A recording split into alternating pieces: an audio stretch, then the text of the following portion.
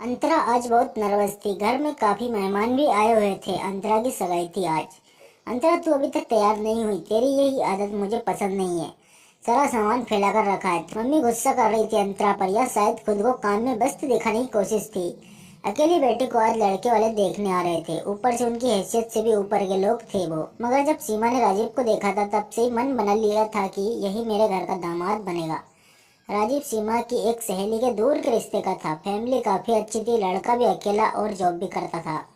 Software engineer था। बस मन को बहुत भाई और अपनी पसंद पर कभी शक नहीं करती थी अंतरा की माँ।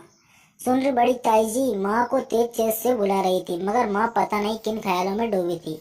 या फिर मेरी बारात तक के सपने देख लिए होंगे। जो भी हो ऐसी माँ मिली तो खुशनसीब बन गई हूँ मैं। कितनी परवाह करती है। बचपन से लेकर आज तक सिर्फ मेरी हर ख्वाहिशों को पूरा किया है।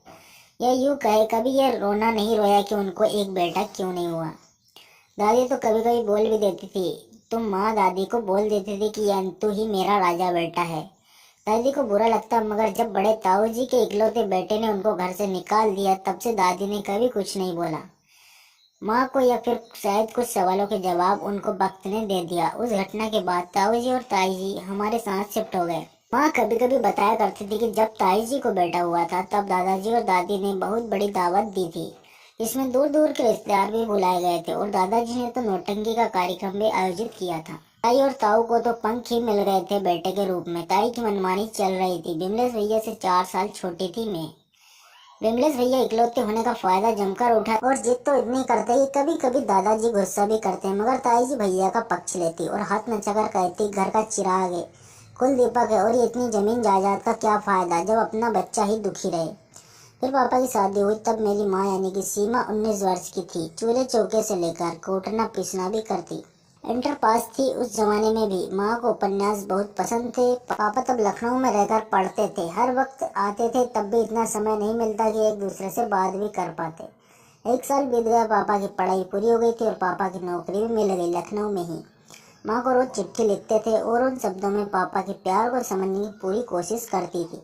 लेकिन ताई ताऊ चाहते ही नहीं थे कि पापा भी अपना परिवार आगे बढ़ाए, और ताई को मुफ्त की नौकरानी मिल गई थी। ऊपर से दादी के ताने की कहाँ से बांझ बहू ले आए सब। अब दादी को कौन समझाता कि कभी ढंग से बातचीत तक नहीं हो पाती।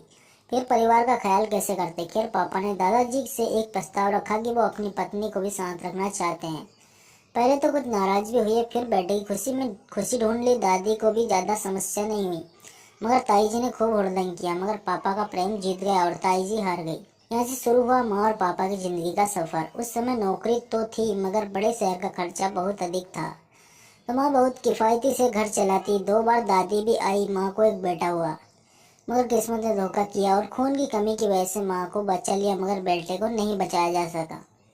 इतनी दुख की घड़ी में सिर्फ पापा और दादी जी थे जो माँ के साथ थे। ताई ताऊ को तो मन ही मन जलन हुई जब सुना कि बेटा हुआ है, मगर मरा हुआ। ताऊ ताई के नकली आंसू सब पहचान गए। माँ को सख्त हिदायत दी गई थी कि अब कोई संतान हुई तो माँ की जिंदगी का कोई भरोसा नहीं। ये सुनकर पापा की आंखों में आंसू आ गए। धीरे धीरे समय गुजरने लगा। अब काफी कुछ बदलाव आ गया था। दादी और माँ दोनों लोग काफी मन्नत और मनौती करते रहते। माँ पापा को दूसरी शादी करने को बोलती, मगर पापा कुछ नहीं कहते, बस शांत रहते। दादी भी कुछ नहीं बोलती। शायद उनको भी पता था कि उनकी बहू बांझ नहीं है। वो कई बार चुपके चुपके रोते देखा था। पूजा घर में दादी ने बंटवारा करा दिया था कि ताई ताऊ की बेईमानी पर उनको शक था। ताऊ जी ने विरोध किया, मगर दादी के आगे कुछ नहीं चली उनकी। उसके बाद दादी दादा का बंटवारा भी किया, मगर दोनों लोग माँ ने अपने हिस्से में मांग लिया। समय गुजरता गया। 4 साल बीत गए और एक चमत्कार हुआ। माँ प्रेग्नेंट हुई और फिर 9 महीने बाद मेरा जन्म हुआ। सब इसको किस्मत ही समझ रहे थे। पापा मम्मी की प्यारी अंतु मतलब मैं अंतरा इस दुनिया में आ गई थी। मैंने शानदार पार्टी रखी घर में और सबको निमंत्रण भेजा गया, और ताई ताऊ भी आए। पूरे घर के लिए मैं लाडली थी। दादा दादी की और माँ पापा तो अक्सर झगड़ जाते थे मेरे लिए। पापा कहते मैं इसको गोद लूंगा, माँ कहती मैं गोद लूंगी। धीरे धीरे मैं बड़ी होकर स्कूल जाने लगी और सारा समय दादा दादी के साथ गुजारती, और फिर कॉलेज गर्ल भी बन गई। शादी का निमंत्रण आया तो ताऊ के घर से विमलेश भैया की शादी थी। हम सब गए वहाँ। घर का माहौल बहुत ही घुटन भरा था। गंदगी और अस्त व्यस्त सामान देखकर दादी के मुंह से निकला, महारानी जी को प्रपंच से फुर्सत मिले तब तो घर संभालेगी। 10 मेहमानों के सामने शर्मिंदा कर दिया। ना कोई खाने पीने की व्यवस्था, बस मेकअप और लाली लिपस्टिक से फुर्सत ही नहीं मिलती। माँ ने बहुत साथ दिया ताई का। बारात भी निपट गई, हम वापस घर आ गए। कुछ दिन बाद पैसे चोरी हो गए ताई के, और उनके घर में भयानक तमाशा हुआ और उनको घर से निकाल दिया। पापा के समझाने पर वह दोनों लोग हमारे घर रहने आ गए और मन की कड़वाहट भी कम हो गई। और दादी का स्वास्थ्य ठीक नहीं रहता तो बस उनकी आखिरी इच्छा है कि वो कन्यादान कर ले। बस इसलिए आज सगाई का कार्यक्रम चल रहा है। मेरी माँ को डायरी लिखने का शौक है। उनकी डायरी चुपके से पढ़ती गई और जान भी नहीं सकी।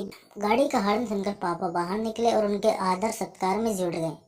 मेरे सास ससुर राजीव, उनके दिल्ली वाली मामी मौसी और कुल मिलाकर 8 लोग आए मुझे देखने। बहुत नर्वस थी।